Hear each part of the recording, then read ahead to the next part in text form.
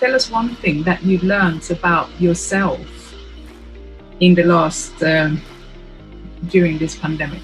If I can take that first, I think being able to reflect, having reflective leadership, listening more, but not just listening, doing something about what you're hearing your people saying. Earlier on in the pandemic, a number of my colleagues really wanted to come to the office. They never really wanted to work from home. They felt claustrophobic. Some of them lived in a flat, and therefore the noise around them was just distracting. They were not used to working from home. We had to find a safe space for them to be able to go and find a place to work by opening up satellite units for them to be able to work from. That kind of diffused a lot of issues.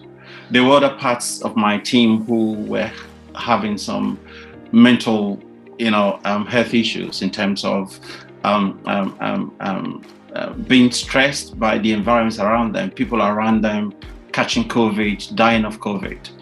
We had to bring in mental health, counselors to be able to work with them and get them to the right frame of mind. So for me, the biggest learning pathways for me have been that reflective listening, but actually doing something about what you were hearing.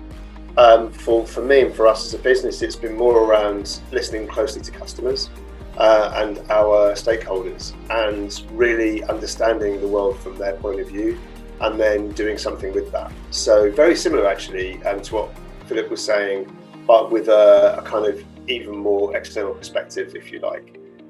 So thinking about customers, but doing something with that information that's coming back our way. The other thing that's very personal from a pandemic experience point of view is that I found out that I can actually do change, which, like for a long time, the story I was telling myself is I hate change.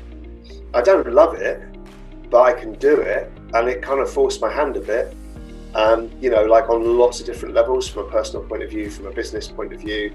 And that feels good coming out of, as we are now coming back, transitioning back to somewhat of normality, hopefully during this year, just feeling that change is possible.